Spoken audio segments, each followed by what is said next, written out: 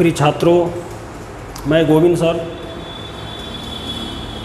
कल के वीडियो में हम लोग कालिदास से संबंधित जो सभी रचनाओं को पढ़े थे।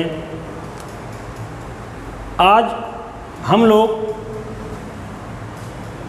देखते हैं अभिज्ञान शाकुंतलम नाटक के बारे में। पहले तो ये जानते हैं कि अभिज्ञान शाकुंतलम नाटक में कितने अंक हैं, तो 7 अंक। कितने अंक हैं? 7 अंक। एक प्रश्न पूछता है कि अभिज्ञान शाकुंतलम का मंगलाचरण कैसा है, तो अभिज्ञान शाकुंतलम का मंगलाचरण आशीर्वादात्मक मंगलाचरण है। आशीर्वादात्मक।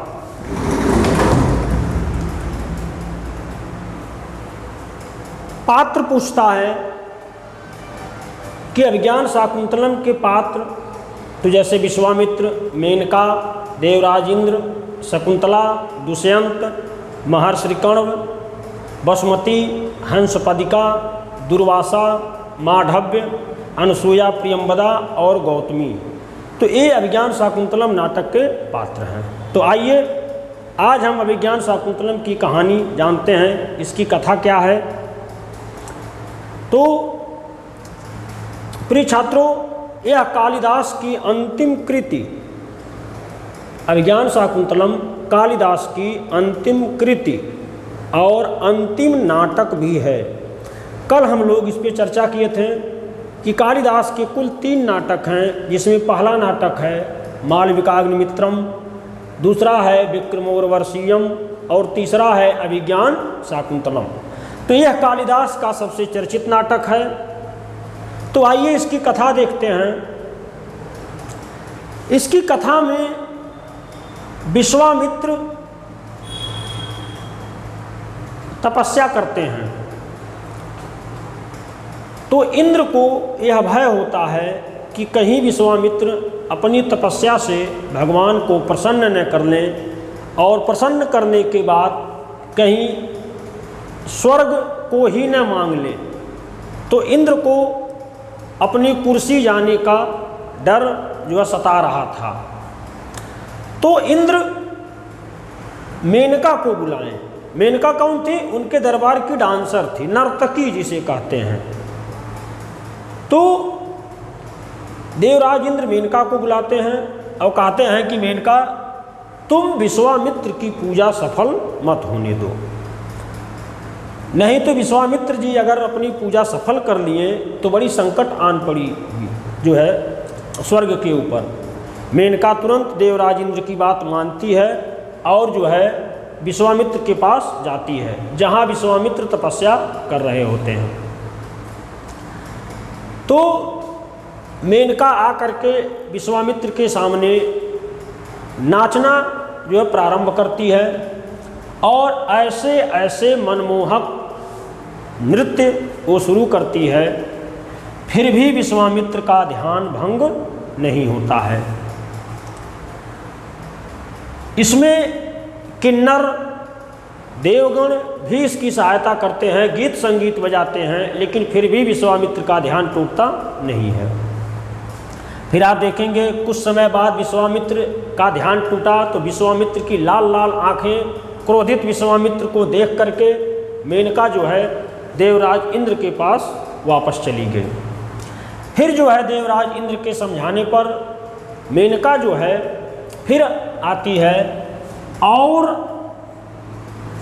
मनमोहक नृत्य, ऐसी ऐसी भाव भंगिमाएँ पेश करती हैं कि अंत में विश्वामित्र का ध्यान टूट ही जाता है। और विश्वामित्र जब कामुक मेनका को देखते हैं तो इनके मन में काम वासना की प्रवृत्ति जाग उठती है। प्रिय छात्रों, काम वासना ऐसी वस्तु है जो अच्छे अच्छे महर्षियों को जो है खतरे में डाल दिया है। अंत में विश्वामित्र के मन में काम वासना जगता है और वह मेनका से ब्याह करने का प्रस्ताव रख देते हैं। और मेनका तो इसीलिए आई ही थी मेनका भी विश्वामित्र के इस प्रस्ताव को स्वीकार करती है और विश्वामित्र से विवाह कर लेती है। कुछ वर्ष के उपरांत मेनका और विश्वामित्र से एक सुंदर कन्या जन्म लेती है, जिस सुंदर कन्या का नाम क्या है? शकुंतला।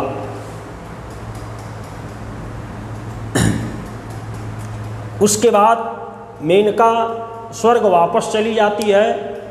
तो बाद में विश्वामित्र को पता चलता है कि हमारे साथ देवराज इंद्र जो है छल किए हैं, और विश्वामित्र उस बच्ची को जंगल में छोड़ करके अपने पापों का प्रायश्चित करने के लिए हिमालय की कंदराओं में चले जाते हैं। अब आप देखेंगे उसी समय महर्षि कण्व नहान ध्यान करके उस रास्ते से गुजरते हैं तो देखते हैं कि एक बच्ची के रोने की आवाज़ आती है। तो जब महर्षि कण्व उस बच्ची के पास जाते हैं तो देखते हैं कि कई जानवर उस बच्ची को बैठे देख रहे हैं और वह बच्ची जो है भूख से रो रही है। अब प्रश्न पूछता है कि उस बच्ची को महर्षि कण्व कहाँ लेकर के आए, अर्थात आश्रम उनका कहाँ था? तो महर्षि कण्व शकुंतला को अपने आश्रम लेकर के आए, जो मालिनी नदी के किनारे स्थित था। कहाँ पर? मालिनी नदी के तट पर। इस प्रश्न को ध्यान दीजिएगा। अगर पूछे कि कण्व का आश्रम कहाँ था, कण्व का आश्रम, तो महर्षि कण्व का आश्रम कहाँ था? मालिनी नदी के तट पर। महर्षि कण्व उस बच्ची का जो है पालन पोषण करते हैं। धीरे धीरे यह सुंदर बच्ची बड़ी हो गई और वह ब्याह करने योग्य हो गई। अब कथा आगे बढ़ती है। एक दिन महाराज दुष्यंत आखेट शिकार खेलने आते हैं और शिकार खेलते खेलते काफ़ी रात हो जाती है। इन्हें भूख लगता है। ये अपने सैनिकों से कहते हैं कि देखो भैया, अगर कोई आश्रम मिल जाए तो आज हम वहीं पे विश्राम करेंगे, उसके बाद कल फिर हम लोग वापस चलेंगे। तो उनके सैनिक जंगल में ढूंढते ढूंढते कहाँ पहुँचते हैं? मालिनी नदी के तट पर, जहाँ पर महर्षि कण्व का आश्रम था। और महर्षि कण्व कुछ काम के लिए कहीं बाहर गए हुए थे। उसके बाद जब आश्रम में पता चलता है कि महाराज जी आए हैं, दुष्यंत जी आए हैं, तो आश्रम के सभी सेवक सेविकाएं उनकी सेवा में लग जाते हैं। उन्हें भोजन खिलाते हैं, जल पिलाते हैं। और सुबह, अगली सुबह दुष्यंत जो है नहा धो करके उस आश्रम में टहलने निकलते हैं और सोचते हैं कि महर्षि कण्व के दर्शन भी हो जाए, लेकिन महर्षि कण्व थे नहीं। तो वो बगीचे में एक दृश्य देखते हैं कि शकुंतला अपनी सखियों के साथ। तो प्रश्न पूछता है कि शकुंतला की सखियां कौन हैं? तो अनसुईया और प्रियंवदा, शकुंतला की ये दोनों सखियां हैं। ये पात्र बहुत ही चर्चित है, जो यूपी टेट में कई बार पूछा गया है कि अनसुईया और प्रियंवदा का संबंध किससे है? तो शकुंतला के सखियों से। तो एक भंवरा शकुंतला को परेशान कर रहा था और शकुंतला बार बार उस भंवरे को जो है हटाती है, लेकिन वो भंवरा फिर भी हटता नहीं है। उसकी सखियां अनसुईया और प्रियंवदा भी इस काम में उसकी सहायता करती हैं और शकुंतला उस भंवरे से डरी होती है। अंत में राजा दुष्यंत खुद जाकर के जो है उस भंवरे को भगाते हैं, तब जाकर के शकुंतला की जान में जान आती है। अब शकुंतला के सौंदर्य को देखकर महाराज दुष्यंत मोहित हो गए और उन्हें हर तरफ शकुंतला ही शकुंतला दिखाई देने लगी। इस प्रकार महाराज दुष्यंत शकुंतला के समक्ष अपने प्रेम प्रस्ताव को रखते हैं और ब्याह करने की इजाज़त मांगते हैं। शकुंतला भी हंसी खुशी जो है स्वीकार कर लेती है। उसके बाद महर्षि कण्व आए नहीं तो उस आश्रम के जो और भी साधु साध्वियाँ थीं, इन लोगों ने मिल करके शकुंतला और दुष्यंत का गंधर्व विवाह करा दिया। धीरे धीरे काफ़ी समय बीत चुका था। महाराज दुष्यंत अपने राज्य लौटना चाहते थे, तो इन्होंने अपनी एक अंगूठी गिफ्ट स्वरूप जो है किसको दे दिए? शकुंतला को, कि भैया ये अंगूठी रखो, ये हमारी निशानी है। और महाराज दुष्यंत जो है अपने राज्य वापस चले जाते हैं। उसके बाद शकुंतला गर्भवती हो जाती है। महर्षि कण्व जब आते हैं तो शकुंतला को गर्भावस्था में देख करके क्रोधित होते हैं। तो शकुंतला ने सारी बात महर्षि कण्व को बताई कि जो है दुष्यंत आए थे और दुष्यंत से हमके प्यार हो गई, और हम और दुष्यंत दोनों लोग जो है गंधर्व विवाह कर लिए। जब कण्व को पता चलता है कि दुष्यंत आए थे, और कण्व कर भी क्या सकते थे, अंत में स्वीकार किए। और आप देखेंगे कि महर्षि कण्व जो है इस बात को स्वीकार करते हैं और इन शकुंतला को दुष्यंत के पास भेजने की योजना बनाते हैं। उसी के बीच में एक घटना और घटित होती है।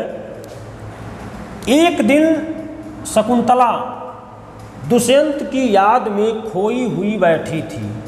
तभी एक महात्मा, भूखा हुआ महात्मा उस आश्रम में आया, जिसका नाम क्या था?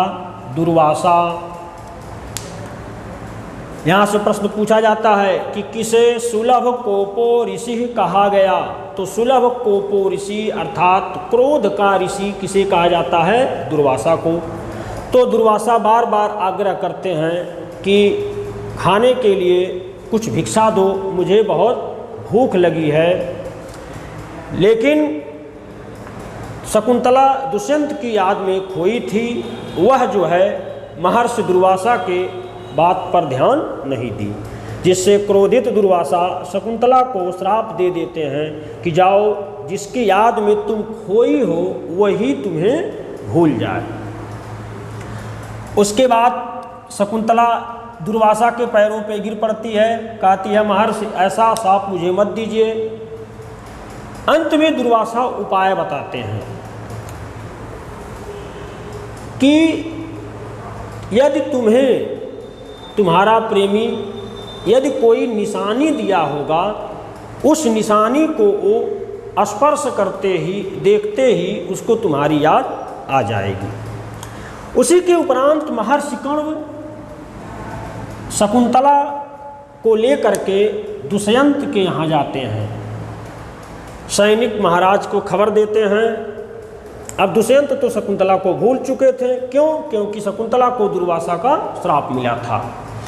उसके बाद दुष्यंत मना कर देते हैं कि हम किसी शकुंतला वकुंतला को नहीं जानते हैं, तुम लोग जो है हमारा राज्य हड़पने के लिए जो है एक कहानी बनाए हो। अंत में महर्षि कण्व वापस चले आते हैं।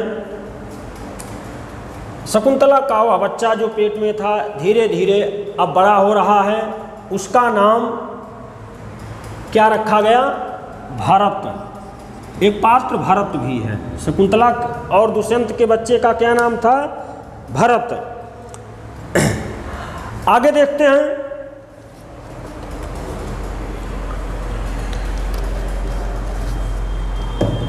जिस समय महर्षि कण्व शकुंतला को लेकर के दुष्यंत के यहाँ जा रहे थे, उसी समय एक घटना और घटित हुई थी। नाव पे बैठते समय जब ये लोग नाव में बैठे तो नदी में उस दिन पानी बहुत ज़्यादा था। तो शकुंतला जब नाव में बैठी थी तो पानी में ऐसे ऐसे हाथ कर रही थी। कैसे नाव पे सब लोग बैठते हैं तो पानी में ऐसे ऐसे हाथ हिलाते रहते हैं। उसी समय दुष्यंत जो अंगूठी दिए थे वह अंगूठी जो है नदी में गिर गई और एक मछली उस अंगूठी को निगल गई।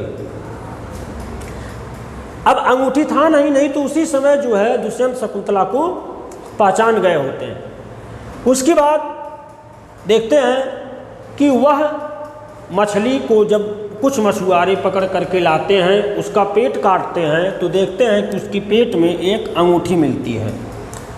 उस अंगूठी को लेकर के वो लोग सुनार के पास जाते हैं और उस पर कुछ लिखा रहता है। तो सुनार जब उसको पढ़ता है तो देखता है कि उस अंगूठी पे किसका नाम लिखा था, दुष्यंत का।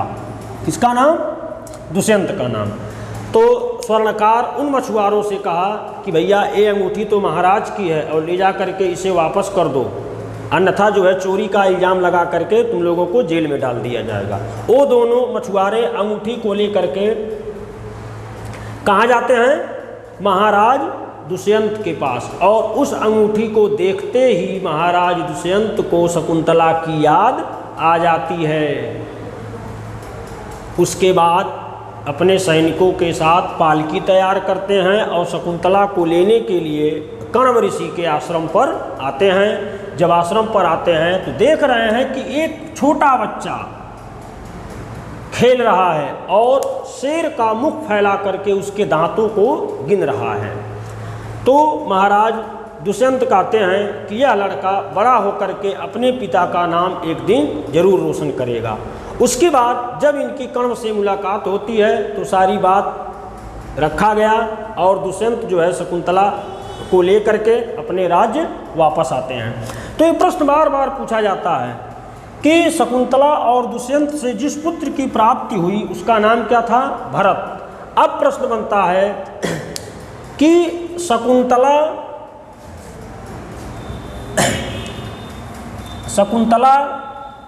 के धर्म पिता कौन थे। तो शकुंतला के धर्म पिता कौन थे, महर्षि कण्व। ये कौन थे, शकुंतला के धर्म पिता। लेकिन शकुंतला के माता पिता कौन थे, तो शकुंतला के पिता कौन थे, विश्वामित्र। और माता का नाम क्या था, मेनका। ये पैदा करके दोनों जंगल में छोड़ करके चले जाते हैं और कण्व ऋषि इसे पाले पोसे थे, इसलिए महर्षि कण्व जो है क्या कहलाते हैं, धर्म पिता। अब प्रश्न पूछता है कि महाराज दुष्यंत की कुल कितनी रानियां थीं। तो महाराज दुष्यंत की पहले से 2 रानियां थीं। पहली रानी का नाम था वसुमती और दूसरी रानी का नाम था हंसपदिका। हंसपदिका। और तीसरी रानी का नाम क्या था, शकुंतला। वसुमती पहली रानी थी, हंसपदिका दूसरी रानी थी और शकुंतला तीसरी रानी। एक बात और है इसमें, माधव्य। पूछा जाता है कि माधव्य कौन था, या शकुंतला नाटक में विदूषक कौन था। विदूषक, तो विदूषक कौन था, माधव्य। ये दुष्यंत का मित्र था। माधव्य जो है, माधव्य किसका मित्र था, दुष्यंत का। विदूषक का अर्थ होता है हंसाने वाला। हर नाटकों में आप देखेंगे जो है विदूषक पाए जाते हैं। तो विदूषक कौन था, माधव्य। फिर पूछता है कि आश्रम की सेविका कौन थी, जो सभी महिलाओं को संभालती थी। तो अभिज्ञान शाकुंतलम नाटक में आश्रम की सेविका कौन थी, गौतमी। सबसे वरिष्ठ सेविका कौन थी, गौतमी। शकुंतला की सखियां कौन थीं, अनसूया और प्रियंवदा। ये दोनों शकुंतला की सखियां थीं। अब प्रश्न बनता है कि अभिज्ञान शाकुंतलम में किस रस की प्रधानता है। तो अभिज्ञान शाकुंतलम श्रृंगार रस में लिखा गया। कौन सा श्रृंगार, संयोग श्रृंगार रस। संयोग श्रृंगार, जिसे हम कहते हैं संभोग श्रृंगार। संभोग श्रृंगार। फिर पूछता है कि कालिदास की सर्वश्रेष्ठ नाट्यकृति कौन है। तो कालिदास की सर्वश्रेष्ठ नाट्यकृति अभिज्ञान शाकुंतलम। इसमें कितने अंक हैं, इसमें 7 अंक हैं। फिर पूछा जाता है कि अभिज्ञान शाकुंतलम नाटक का मंगलाचरण कैसा है। मंगलाचरण, कोई भी नाटक या महाकाव्य शुरुआत करने से पहले मंगलाचरण का जो है प्रयोग किया जाता है। तो इसका मंगलाचरण आशीर्वादात्मक मंगलाचरण है। कैसा मंगलाचरण है, आशीर्वादात्मक मंगलाचरण। तो प्रिय छात्रों, ये था कालिदास का अंतिम नाट्यकृत अभिज्ञान शाकुंतलम। इससे जितने महत्वपूर्ण प्रश्न यूपी टेट और सुपर टेट में बनते हैं, सारे प्रश्नों तथा इसकी कहानी पे हम चर्चा कर दिए हैं। मुझे उम्मीद है कि आपको यह वीडियो अच्छा लगा होगा।